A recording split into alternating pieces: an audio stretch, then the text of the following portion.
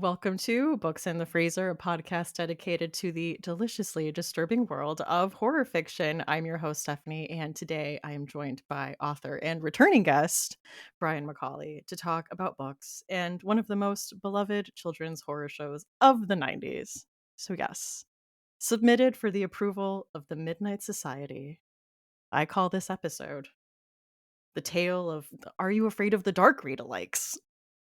So, welcome. I'm sitting here silently trying to You're like, stifle my yay! my laughter because I'm like, she's recording the intro. Don't ruin it.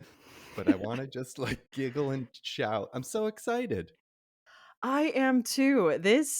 We had been planning this episode for a while, and I was very excited because it gave me a reason to go back and fully rewatch the episodes and fully immerse myself in the nostalgia Yeah. of Are You Afraid of the Dark? And it was worth it. Isn't it great to revisit? Like, I love how fast paced they are. That was something that Yeah. struck me rewatching. I'm like, oh, they just get going immediately. And yeah. Oh, Yeah. so good. And the vibes are just chef's kiss. My kids get creeped out by the opening credits. Yep. Yeah. It's They're pretty just, iconic. The swing yeah. and the boat and the little clown figurine. It's just, oh, The sound of the match. yes. It was just perfect for all the creepy kids in the 90s. It was, Yeah, it's like a Pavlovian dog thing. It just like yeah. cues you into like, okay, it's spooky time. I'm settling in. I just like, oh, so good. And so, what was your history with it? Definitely just have strong memories of growing up. Me and my childhood best friend, the same one that I would like read scary stories to tell in the dark with. Or we would like get the like cassette tape of scary stories to tell in the dark and like listen to Yeah. it in a dark basement. And then also we would do Snick, the Saturday night Nickelodeon that like block that Are You Afraid of the Dark was like I think the last thing on it because like they closed with the darkest spookiest show after like lighter fare like all that um and yeah, I just have such strong memories of watching these scary TV stories and just loving it so much. And it's just like so influential to have those sort of like every type of subgenre and Yeah. monster and every type of like story twist are kind of just like baked into my brain. I feel like so many horror readers and writers were shaped by it. Yeah. I mean, I love even the framing device of like a group of friends meeting in the woods around a Yes. campfire to tell ghost stories. Isn't that so great? And that they had sort of serialized, not like deeply serialized stories happening in Yeah. that framing, but there were some, yeah, one that I rewatched was like the guy wanted to ask the girl on the date, but he was nervous. And then the story that he tells has that date element baked into it. It's just, I don't know, I love it. It really like speaks to the young adult experience. Yeah. I remember watching that as a kid and thinking, like, that's what being a teenager is like. You get together with your friends in the woods and Right? tell scary stories around a campfire, I right? know. I didn't have nearly enough campfires in my youth. What the hell? It was also I was remembering the episodes that really stuck out to me and then rewatching them. I stand by it because some of the visuals really hold up or are Yep. pretty creepy and Yeah. terrifying. There's one I'll talk about later that the image of like the monster and also the dialogue of what the monster says is like, yo, that is heavy for a kids show. Oh, Oh man, the one that always stuck out to me was like the season 1, The Tale of the Lonely Ghost, yep. where the girl is trapped in the mirror and the girl's like staying with her cousin who's mean and she gets like dared to go into the abandoned house next door. Yep. And she goes into this room where "help me" is carved into the wall backwards everywhere. It is No. just a wall of carved "help me's," and she's screaming, and she looks, and there is, like, a pale child with, like, dark hair just, like, at the mirror. It's Traumatizing. yep. Some of them like the spookier one, like there were like gruesome monsters and stuff, but the ghostly like psychological horror stuff. Like there was one about like the neighbor, the old woman who was like, Yeah. oh God. And yeah, the young kid like betrays her by going to like a concert instead of hanging out with the old woman. And she's like, why did you leave? And you're like, oh God, I'm sorry, grandma.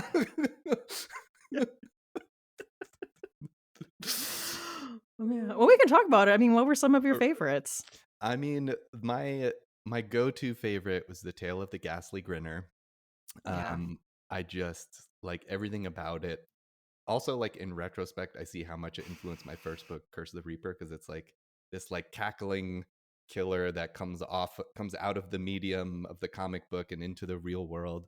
But it's this like jester kind of Joker looking Yeah. yellow and blue uh creep with who just like oozes blue goo from his face, and he turns everybody into just like cackling maniacs. And also just the comic book element of it, like it gets very meta and fourth wall breaking.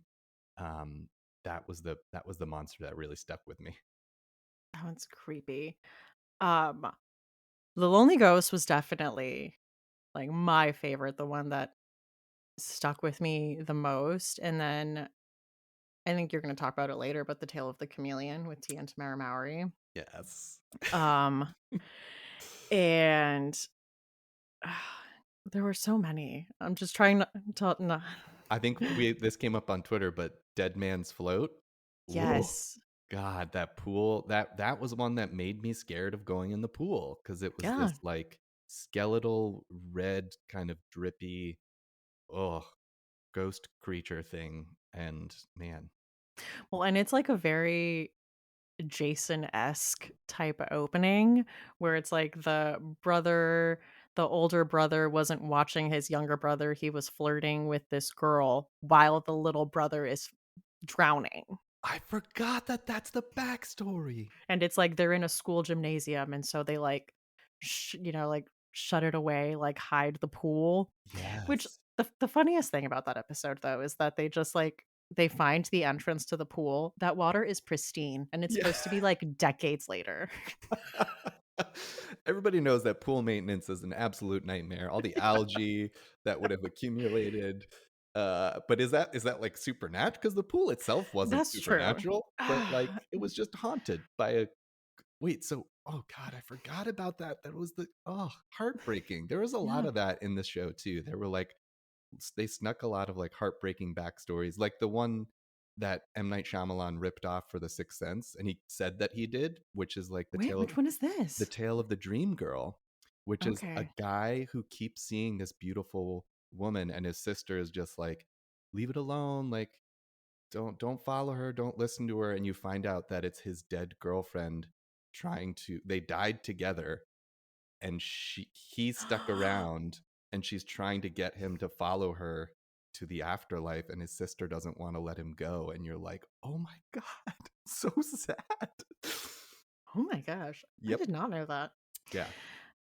The pop culture tidbit that Ryan Gosling wasn't one of these. And if you're watching it, I watched it through like Paramount Plus through Amazon Prime. And on the episode, it essentially says in parentheses, like, this is the one with Ryan Gosling, like I love it. featuring Ryan Gosling. There are some good one of my picks later has a pretty big starring role in it. But yeah, Ooh. Ryan Gosling was also in Goosebumps, the TV Yeah, show. So he really he covered his bases there on the he childhood horror did. front. I asked online what people's favorites were. And we mentioned one of the top ones was the Dead Man's Float for good reason. That Yep. creature design. I was rewatching it and I had completely forgotten everything about the episode. And the first time I saw it come out of the water, I was like, what in the world is this? Yes. It's such a good creature design. It's got those like sunken skeletal eye sockets and like yeah. Oh. When you Google it and I did the image search for it, it blocks it out on Google. Like you have to tap to to Oh, reveal. that's amazing. They're like, this is gonna fuck you up. Content warning disturbing. Yeah. Um, a big one too is The Tale of the Midnight Madness, which is the, like, Nosferatu Yep. That's a movie fun theater one. one. I think Yeah. that one has one of the recurring characters that I'll be Yes. talking about, Dr. Vink, um, Yep.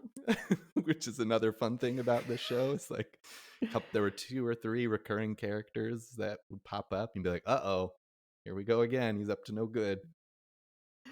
And The Tale of the Frozen Ghost, which is Oh, the one with the kid outside, like, "I'm cold, I'm so cold." isn't it wild that like that just those words, "I'm cold," are such a again, like, everybody who grew up on the show, it immediately, like, triggers a memory of that episode of, like, that's what that is? Oh, I was watching them with my kids. My son tapped out of a few of them. yeah. He was like, "Ugh." You know, he would watch the opening credits and be like, "I don't know. I don't know if I can do this." Oh, that's understandable. But I watched it with my daughter, and we watched, um, the one with, like, the Sandman and the dreams. Yeah. It's like the fairy tale one, but the girl's name was Sophie, and her name is Sophie, so she was, like, Oh, all in on it. that's so sweet. And isn't that the one with Bobcat Goldthwait? Is that who plays the Sandman? Maybe. I think Yeah. you're right. So many weird cameos. All right. Well, are we ready to talk about our picks? So ready. All right. I'm starting off with Tale of the Pinball Wizard. Is so fun in the most like 90s mall like game nostalgia way. It's so fun to, like, throw back and immerse in that world of, like, Yeah, "Oh, the mall." the mall. But we're following this kid who is a bad kid, and we know this because he's stealing coins from the fountain and fighting off an apparently unhoused woman for these coins, like knocking her over. So you were not supposed to like this kid. He finds solace in this like antique shop, and then there's this proprietor who has this like pinball machine under wraps, and he like says he's going to watch the store for a little bit, and the guy's like, "Oh, you know, don't touch that machine." But of course, as soon as he's gone, he immediately starts playing this pinball machine, and he finds himself essentially in this pinball machine, but it's like he's at the mall and having to like save the princess and do these tasks and fight this thing. And it's such a odd story, but it's also got like a dark ending. Like he doesn't get out. Like he is stuck in that pinball machine. Does it end with the I'm remembering now the image of the ball coming up on the escalator? Is that Yeah. Oh my god, that's right. So dark. And it's like even when he does win, it doesn't matter. It's Nope. just That's the he's life forever. lesson, children.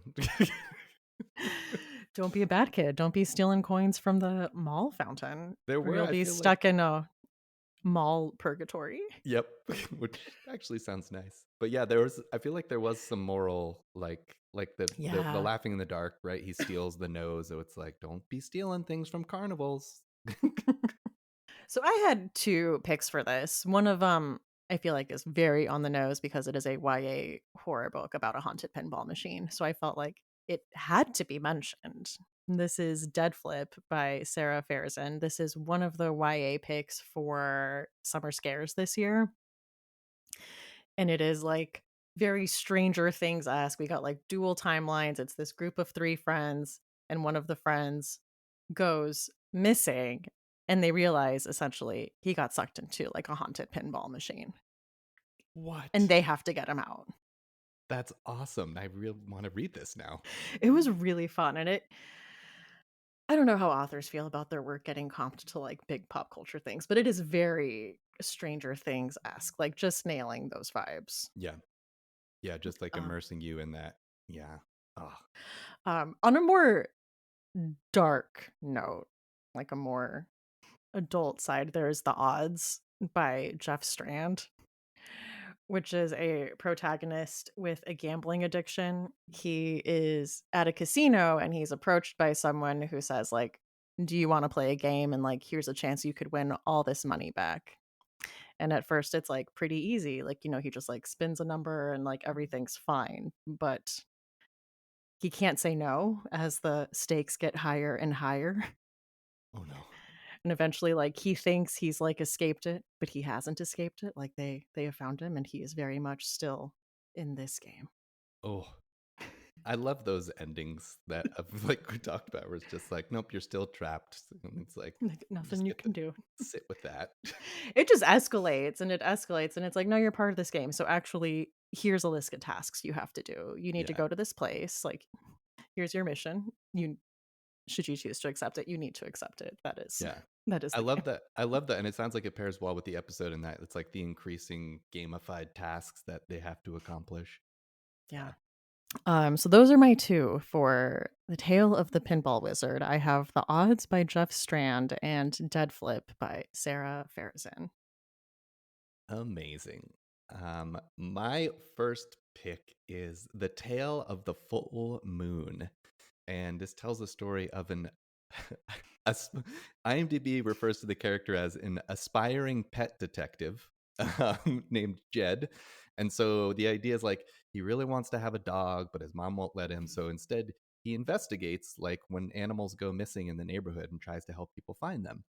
And a lot of animals have been going missing in their neighborhood recently.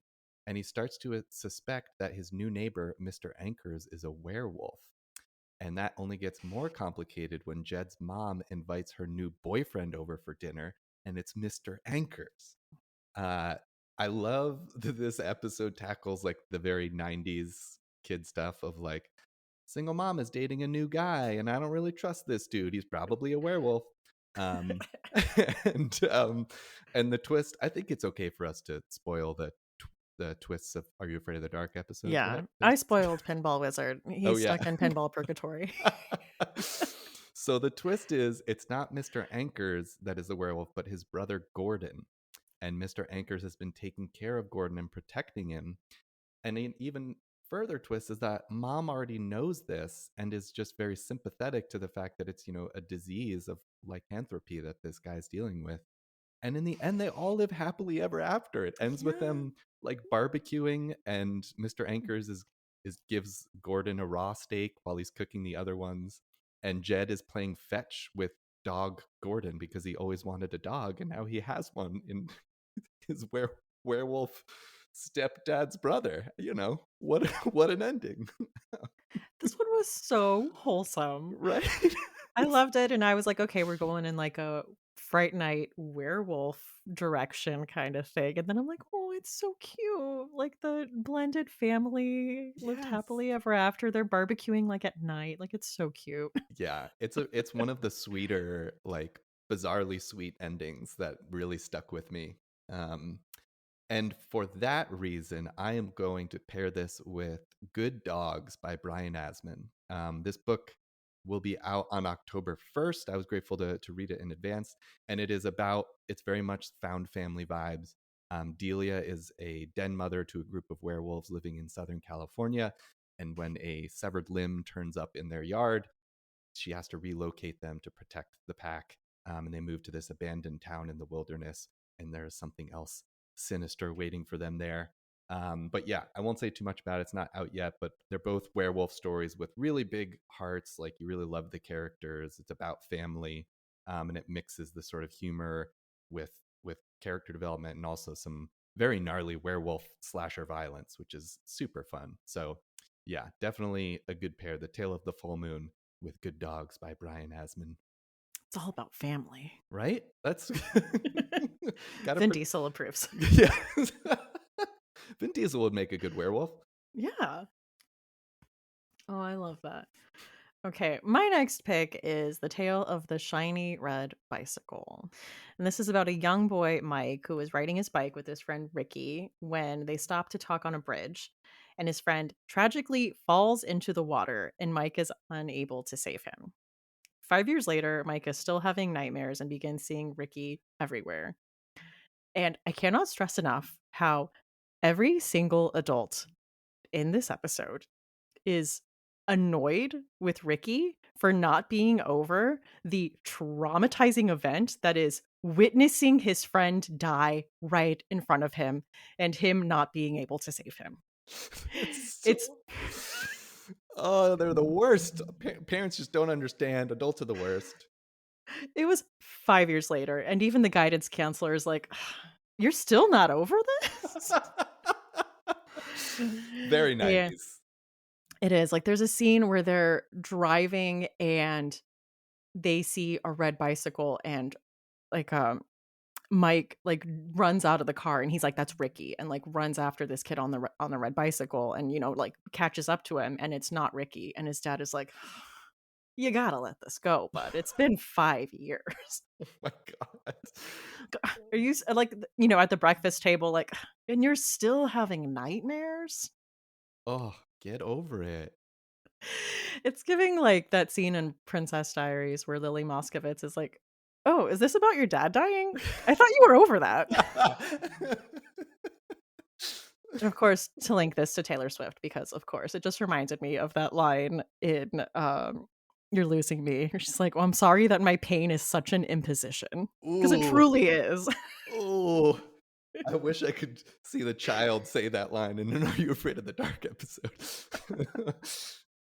But I am pairing this with one book, but I did wanna mention Ghost Eaters by Clay Chapman because I feel like that's also a grief horror with a protagonist who also, at the beginning of the story, is blaming themselves for the death of their friend because he was an addict and, she's like, "I'm taking the tough love approach, like, he's reaching out to me, I'm not gonna answer this time, like, he needs to get help," and then that night, he overdoses and dies, so I Right. mean, that's the setup for the story. That is literally how the story starts, is this Totally. character battling these tough emotions.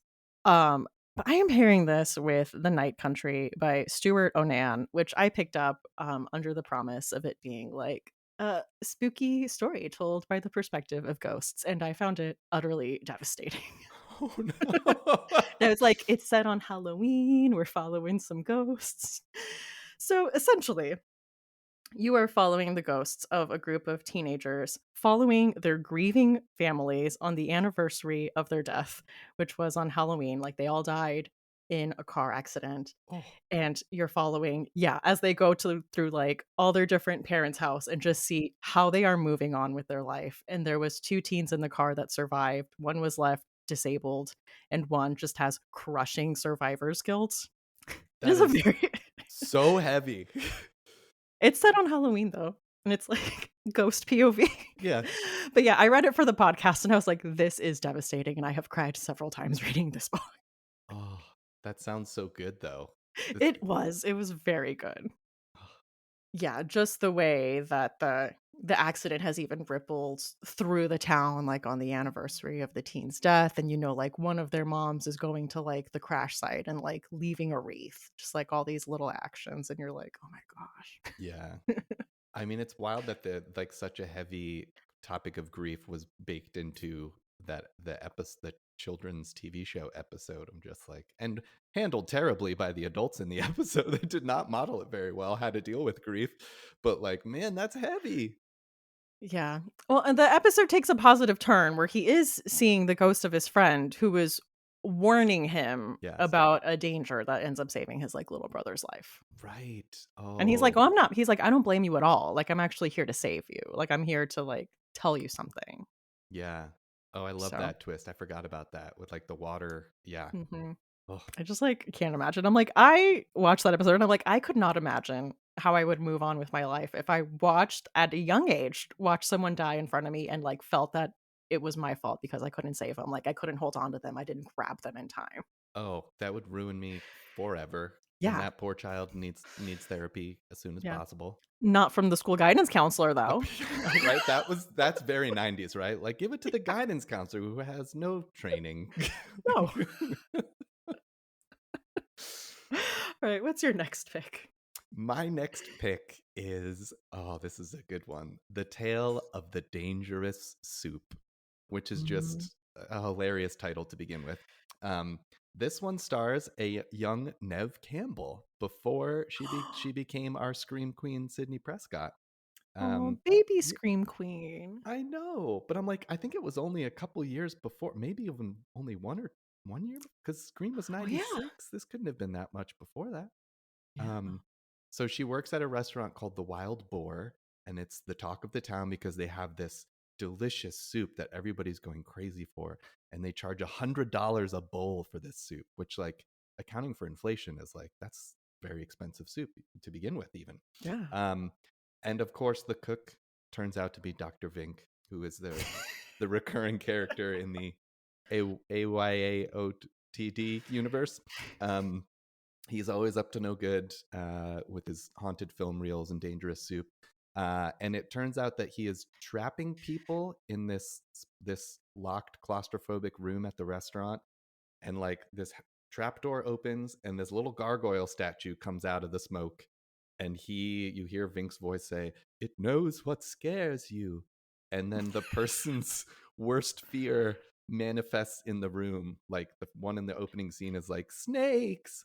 Um, and the statue, we find out, like feeds on fear and then like oozes out this elixir that he then puts in the soup. And it's bananas. I don't, I don't know. So really fun episode. Nev Campbell's fear is like she's claustrophobic, so when she gets trapped in there, the walls start to like close in on her, which is always an upset. I No. hate that. I hate when that Yeah. happens in movies. And I'm pairing this one with Rest Stop by Nat Cassidy. This one will be out October 15th from Shortwave Books. And it is an excellent novella. I don't want to say too much, so I'll just read the quick description, which is: a young musician finds himself locked inside a gas station bathroom in the middle of the night by an unseen assailant, caught between the horrors on the other side of the door and the horrors rapidly skittering down the walls inside. So this for me was like an easy pairing of claustrophobic horror. You've got a character trapped in a room, and like the worst fears are starting to come out of the walls here. Yeah, I mean, if you know Nat's work, you know that you're gonna love this one. And just a weird little Easter egg bonus is that, you know, if you read Nestlings, you know that there's a gargoyle kind of gargoyle thing happening there, and in Dangerous Soup it's a little gargoyle statue. um, but yeah, it's a quick read novella, super claustrophobic and scary, and pairs very well with Dr. Vink's Soup. Ooh, I'm so excited about this one. It's fun. I mean, Shortwave, I'm biased, but they make such great books. And yeah, Nat and I will be doing an event together in December for our respective Shortwave books in Ooh, Doylestown, so that'll be fun. But yeah, this book is so good. that's exciting. Yeah. Okay, my next pick is The Tale of the Mystical Mirror, which even in the 90s we were talking about like beauty horror and the beauty industry. Oh my God, yes. The synopsis for the episode is: best friends Cindy and Laurel find terror lurking beneath the beautiful images of the posh Elysian beauty salon. And like in the beginning of the episode, it's like these two cool teen girls that are like working at this salon, and then one of the girls' friends comes in and wants to work there, but then one girl's like, "You're just not pretty enough to work here. Like you are not stylish enough." But the owner gives her a makeover, so then she is able to work there. Oh my. There's a Yeah. yeah, it's a full she's all that Yeah. transformation. She took off her glasses and suddenly she was beautiful the whole time. Like the two best friends were hanging out, and she was like, one of the friends that worked there originally has like a date that night, and she was like, "Oh, the other girl borrowed my watch and I need it for my date. I really wanted to wear this watch on my date." I'm like, "A watch?" Yeah. But anyway, that is the reason they like find the girl who was invited to the owner's house, and like the owner has kind of made comments like, "Oh no, I've been doing this for a very long time," or like, "I'm older than you think." And like you find out she is like essentially like sacrificing these young girls like to keep her young. But I just thought the idea that the reason they have to hunt this girl down is because she has a date and she really needs this specific watch I for mean, her yeah, date just to go with her outfit. if I'm going on a date and a girl doesn't have a really nice watch, I'm like, I'm out. But I don't know, there's been such a resurgence in like beauty horror that I've really been into. So of course I wanted to pair this with Rouge by Mona Awad, which was one of my favorite reads of last year. This follows like a woman whose mother has died, so she's taking care of her affairs, like packing up her apartment when she gets this like invitation for a spa her mom used to go to, and it's just like a very exclusive like secret society vibes kind of deal with like all these different procedures and massages and facials and interesting stuff. And if you've read anything by Mona Awad, she tends to lean into the kind of like surreal, like Lynchian, like fever dream Ooh. type of vibes. I loved this one. Um, and also Youth Juice by E.K. Sathu, which is very like young girl works at this very like goop adjacent like wellness brand in New York that maybe has a dark secret about its disappearing interns. Ooh. Yeah, I have a copy of this one and I can't wait to read it. It looks so good and I've heard great things. Ugh. So I thought all those paired really well with the tale of the mystical mirror. And she saves the day by breaking the mirror. She doesn't want to look in the mirror. That's what ends There the it is. curse. See, that's a good message. We don't need Yeah. mirrors or scales. Screw that industry. This is okay. This kind of leads nicely in some ways into my next pick, which is the tale of the doll maker. Um, this was an oh man, this is another one that like haunting imagery for a lot of people. So it tells the story of Melissa who visits her aunt and uncle in the country like once a year. And it used to be boring until this family moved in next door. They had a daughter her age named Susan. So now she always looks forward to going to visit and hanging out with Susan. But this year she goes and she finds out that the family has moved away, and then she finds out that they moved away because Susan disappeared and they couldn't deal with the grief. God, there's so much grief in this show. And so Melissa sneaks into the abandoned house and finds this dollhouse in the attic and discovers that Susan is trapped inside the dollhouse and slowly becoming a doll.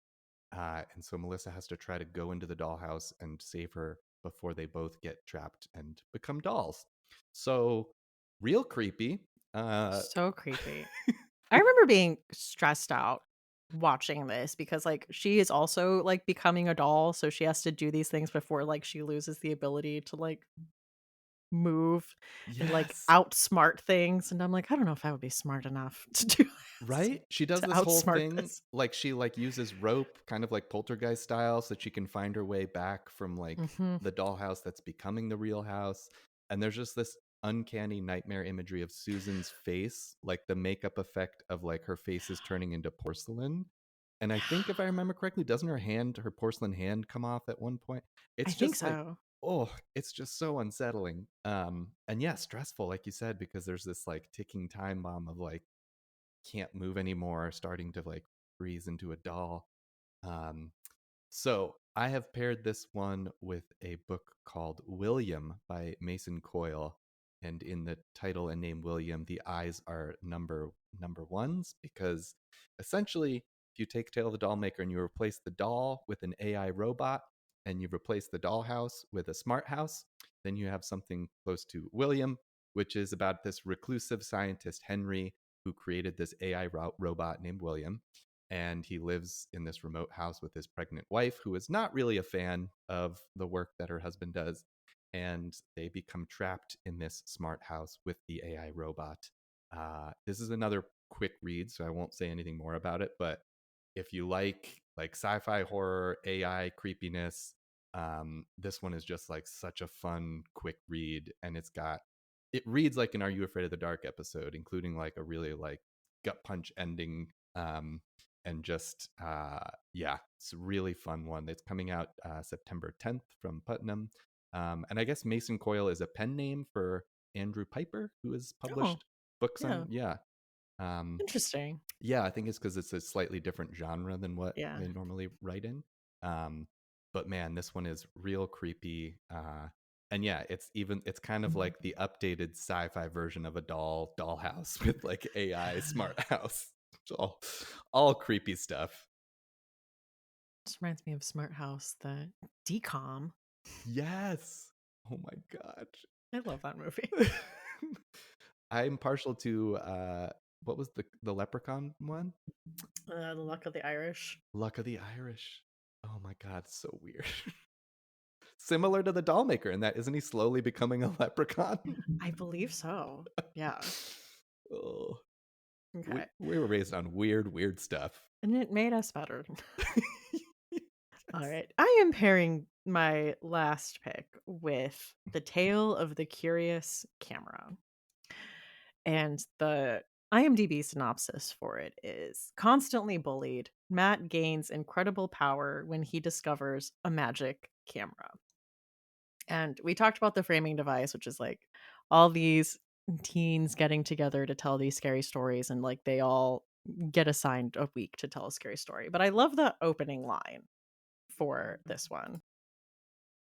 Some kids are born to lead, others to follow, and some kids, like Matt Dorney, are born victims.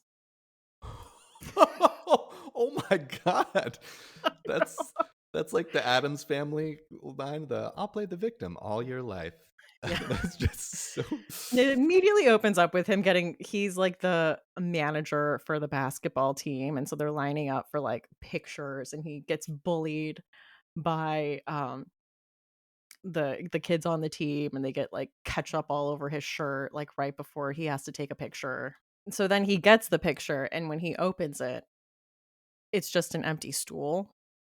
There's right. nothing there. So he goes to talk to the photographer, and I wrote this in the notes because this photographer is one of my favorite characters, and this is a kids show, and I believe he would be smoking a cigarette saying this, but Yep. he is not because it is a children's show.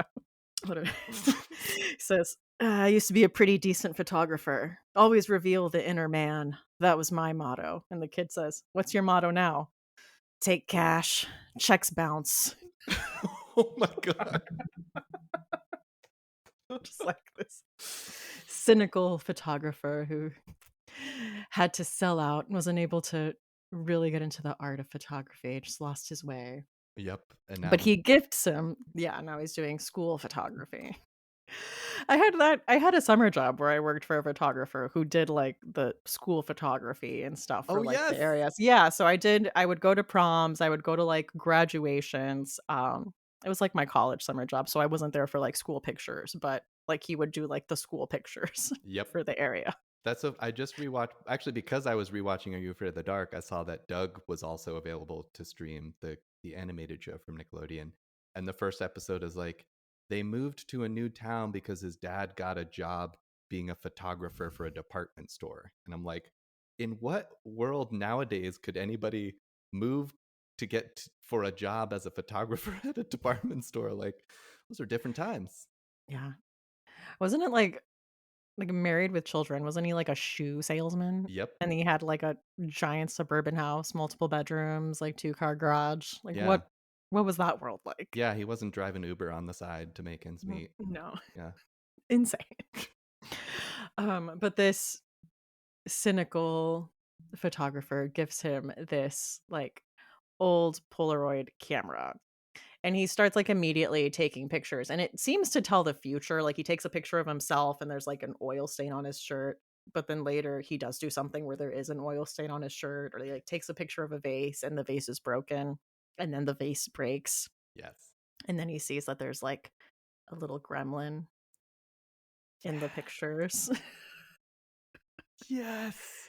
It's, like, very high stakes, like, his parents are out, and it kinda seems like their parents are gonna get into a car accident, and he and his little sister have to, like, team up to beat this gremlin, and they seem to, like, get it out of the camera, but then at the end, it seems that it's gotten into the computer, so it's gonna be, like, a computer virus Oh is the my. ending.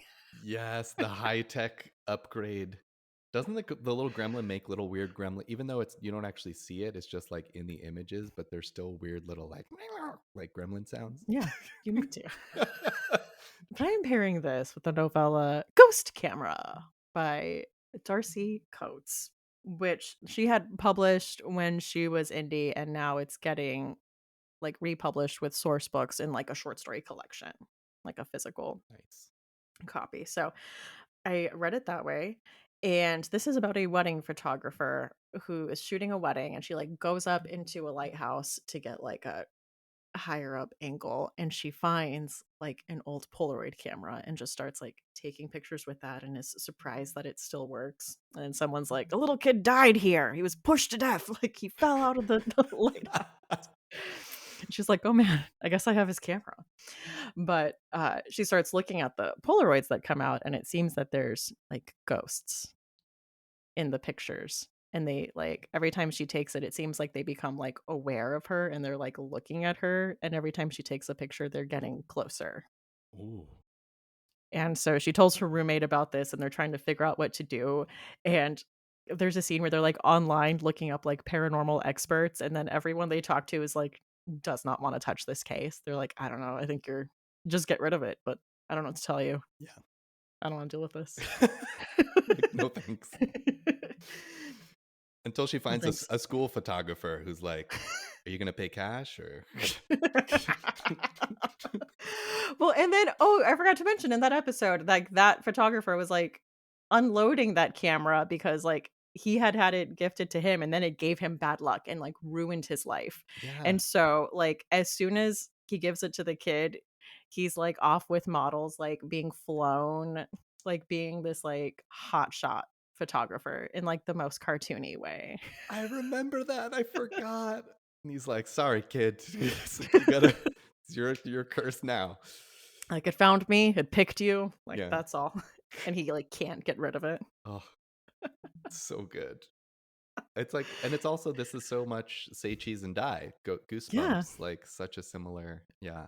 And did you see there's a movie called Polaroid that is, like, kind of the same idea. No. It's pretty good for, like, a low budget horror movie, but it's that haunted Polaroid really gets you. Yeah. They didn't have the, like, 2008 digital camera where you're, like, uploading all your pictures to a Facebook album. Oh my Horror. god. That's the true horror. I very recently went back and, like, expunged all of those and was just like, "How did we go to, like, bars in college with a digital camera with the flash on?" Just, like and then oh, Oh my gosh, and then my friends would post, like, hashtags that were, like, a sentence, but it was just all the inside jokes of that night, but as hashtags. Like, hashtag "you should know better," hashtag Oh my god. it was different times, different Yep. times. All right, my final pick. So I'm going to flip it and talk about the book first, and then I have 2 episodes to pair it with. Um, so the book is The Night Guest by Hildur Knudstodder. That's my best attempt at pronouncing it. And it is about a woman who is suffering from fatigue, and the doctors are not being helpful at all. Um, and so one night she straps on an Apple Watch and wakes up to discover that she walked 40,000 steps last night while she was sleeping. So she's trying to figure out what is happening when she's asleep. Why is she waking up with these weird, increasingly disturbing injuries? And why doesn't anybody believe her? Um, so it's a great. This is another soup. I read this book in a day, so won't say too much about it. But it's coming in September from Nightfire, um, and the 2 episodes I'm pairing it with are "The Tale of the Night Shift." I mean, it's a similar title: Night Guest, Night Shift. And this episode is about Amanda, who works the night shift at a hospital where she sees that all the employees are starting to act strange and increasingly weak and fatigued around her.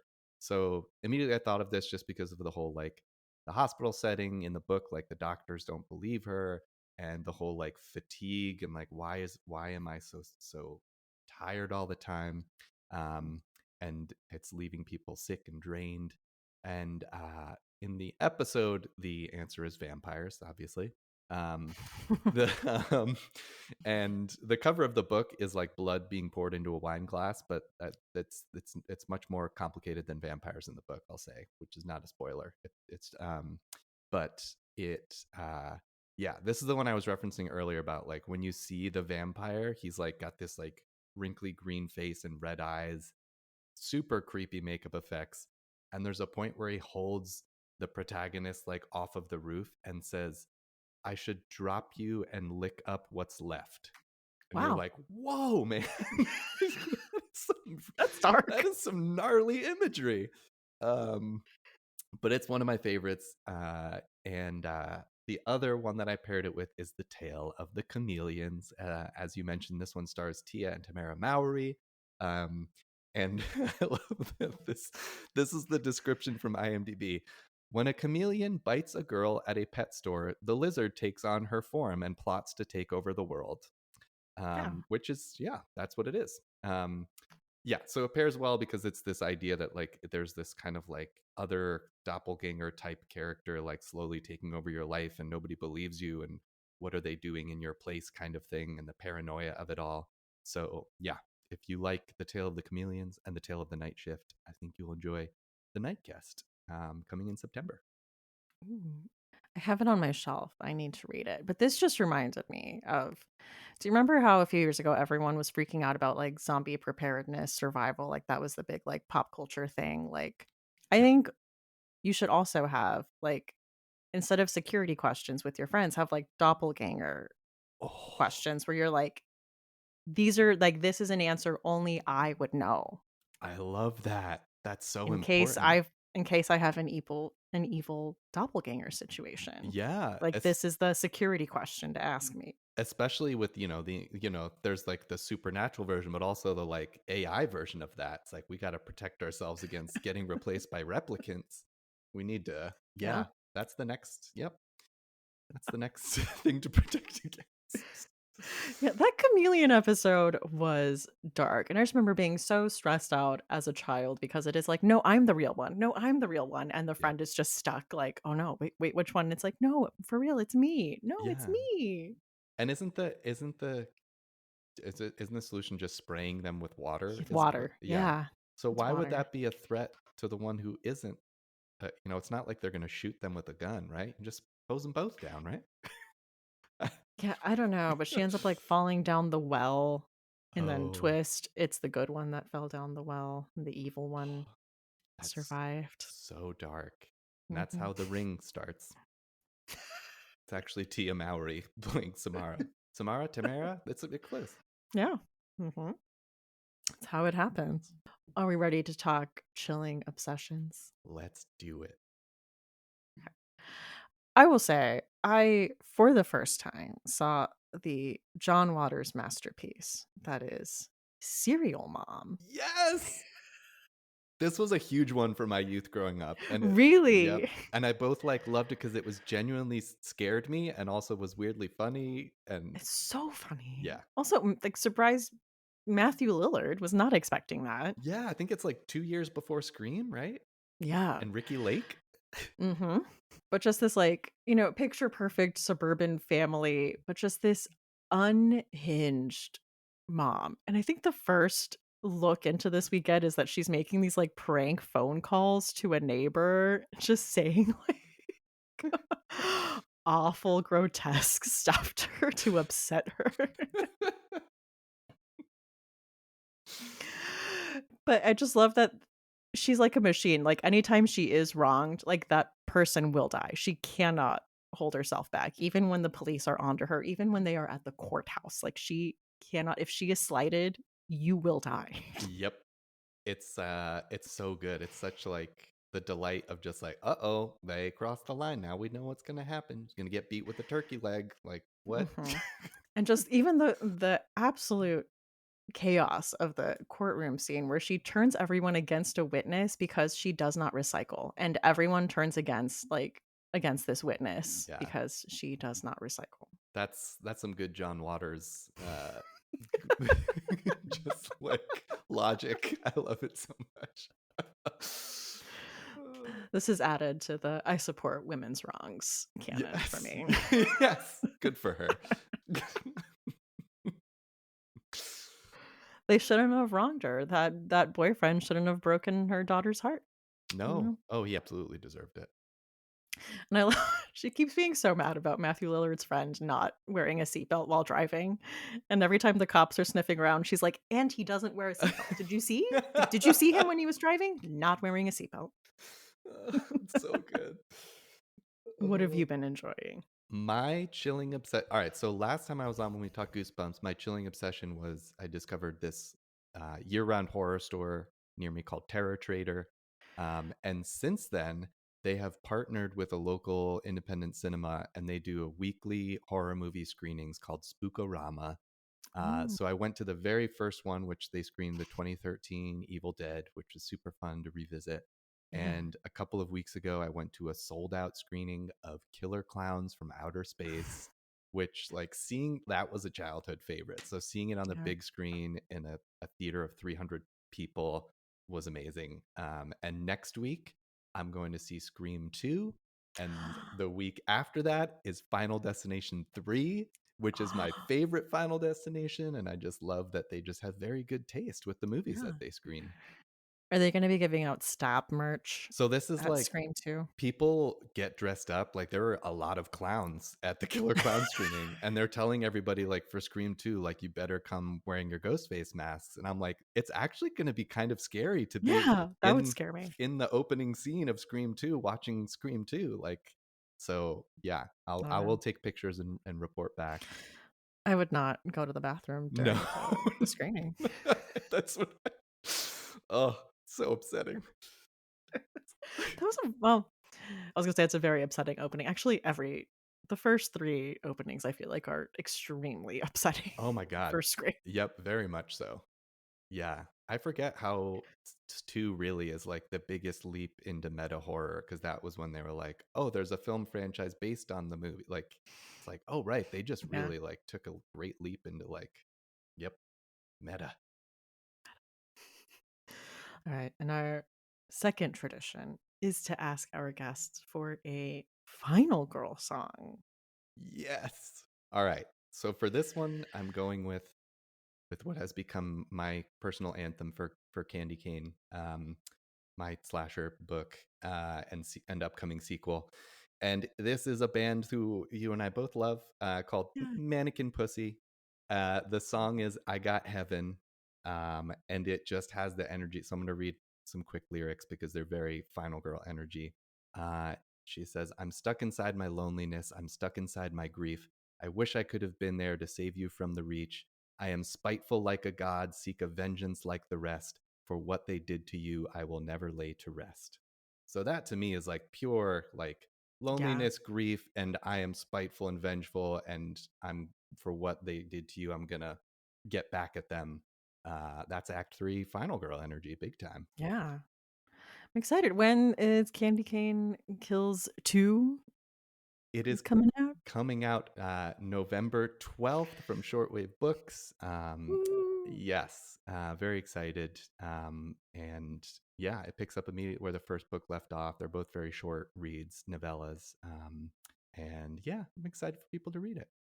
Yay. Yeah, I am jealous you got to see Mannequin Pussy live. They were sold out I know. when I tried to go see them. It was It's fine. so good. Yeah, I'm very grateful to the friend that got me into the show because it was sold out. Mhm. Yeah. And they were playing like the like pretty intimate venues, which I love. But I feel like Yeah. now they're gonna keep getting bigger because they're just so good. Yeah, that was the thing here. It was a small venue, and I was like, no. Yep. When shows are announced there, it's like so tough. Yeah. That's cool though. Well, thank you so much for coming on here and chatting. Are you afraid of the dark? Thank you so much for having me. We need to get the bucket of water I was gonna to say we down. need to like